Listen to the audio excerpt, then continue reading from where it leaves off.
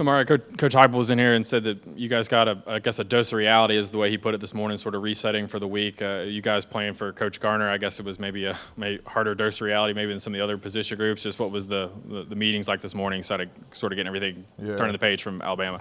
Yeah, I mean this morning with Coach G, it was just he congratulated us and he was just happy for us, telling us how proud he was, and right after that he immediately said, "Yeah, let's watch this film, make those corrections, and just get ready for this upcoming week." And that's something that we, like Coach Heupel said, we in our team meeting we looked at the corrections, went through our whole little thing of what we do, and we just focused on our next opponent. Omari, when y'all look at the film and broke that down from that game, obviously, Alabama's got some of the best players in the country on offense. How much of that stuff was them just making plays, and how much of it was stuff where you're like, okay, we could have done this better? Yeah, it was a lot of like I always come in here and say, a lot of small details that we saw that we were blessed with them just not making that play at that time, because we made a lot of mistakes as well. But it was just, we know that we focused on, we know there was a great team coming in, and we just really harped on those small details coming into the week. And we saw on film that it's still a lot of things that we got to get better at, and we still got to grow as a team. And that's really what we focus on going into this next game, which is the biggest game. Mark, just from your perspective, what the celebration afterwards of the fans rushing onto the field, the goalposts leaving the stadium, and all that, how do you kind of summarize what you saw? It's lost for words, honestly. Like, just seeing all that, like all the videos and things like that, it's just like, wow, I was really a part of that. Like, I'm part of history like that. And it was just, it was amazing. Just in that moment, like, just sitting there, like, I'm on field goals, so, like, just sitting there, I had so much confidence in Chase, and just, I don't know if you watch the video, you just see me as soon as the kick, like, I didn't even look at the ball, I just ran straight to the student section. That's how much confidence I had in Chase. And it's just amazing. It's like, you lost for words in that moment. And talk about chasing Bryce Young in that game where he was so elusive, but you guys continue to stay after it. Talk about that. Right, he's just Bryce is a great player. His field, like, people asking me after the game, I'm like, his field awareness is crazy. Like, just knowing, like, people chasing him and just be able to move and stuff like that. It was just, but we know that's something that we harped on. We didn't know who was playing going into the week, so we just focused on just getting ready for both quarterbacks. They both mobile, both great quarterbacks, and we just really focused on being able to affect the quarterback in the game. We'll go Paige, Adam, and then Reese.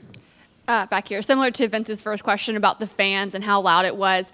During the game, could you feel how loud it was? I mean, this has to be one of the more fun times to be playing for Tennessee. Yeah. Oh, yeah, you definitely feel it for sure. You feel it. You just, in that moment, but you in the game for business.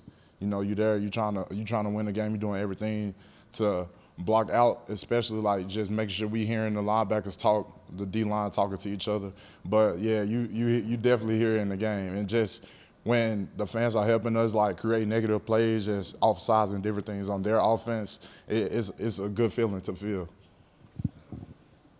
Still got half of a regular season left. Mm-hmm. What can players do to make sure this isn't the peak of this season? I'll say a small thing that a lot of us have been talking about now is just being in the training room. We know that it's a long season. We just halfway through it, and we just, you have players banged up and things like that, but you just got to continue to be in the training room. That's something Coach G has preached to us too, as well, just as a D-line group. You want to live in the training room. You want to get, because that's how you protect your body. That's how you continue to play these long seasons like that. And the best teams obviously can keep focus over the long grind of the season. Do you accept that challenge is that it's not easy, that it is difficult to keep focus for 6 more weeks at least? Well, I feel that if it's something that you really want to do and you're trying to get to where you want to go, it's easy to keep focused, because especially when you got people around you continuing to push you and y'all have the same common goal, it's easy to keep focused because you're pulling for the people around you and not just what you want to do. Omari, going back to Vince's question, Bryce Young, obviously elusive. It seemed like you guys were on the backfield a ton. When you finally got that lone sack in that game, what was the relief to finally bring him down back there? It was just, it was a good feeling. I knew that was just a play in the game that, the way I think it was just another play in the game that we just trying to finish the game off, trying to do everything we can to win the game. And it was a play needs to be made by somebody, and it's always out there. So making a sack like that is just, I'm ready to make another one. Just getting back on the line, just continuing to play and just trying to finish the game off. Omari, saw pictures where a lot of you guys post for pictures with Peyton Manning and some of the other former Vols that were in the locker room. Did any of those guys talk to the team or talk to you individually, and just what did they say about how much that game meant to them? Yeah, I just I got a chance. I talked with Al Wilson, and it's just he was so happy for us, like just being able to like just get a win like that. He was happy for everybody on the team. I was just talking to him afterwards, and he was just telling us how to keep going. He was like, don't be satisfied right now, and we can't be satisfied. We know that's a great win for our program, and that tradition against two great teams like that. But we know we got to keep going. We got to be 1-0 every week.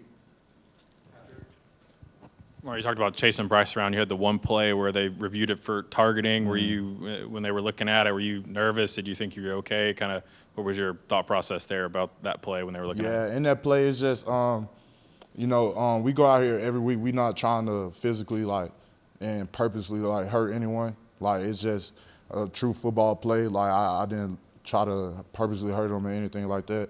And so it's just really in that play, in that moment, I really didn't know it was being reviewed until we were in a huddle and Coach G was talking to me about it. I was I didn't really feel like I had did anything, but we're not going out here purposely doing anything or nothing like that to hurt anyone. So I just felt like I just tried to make a football play and get a good hit on the quarterback.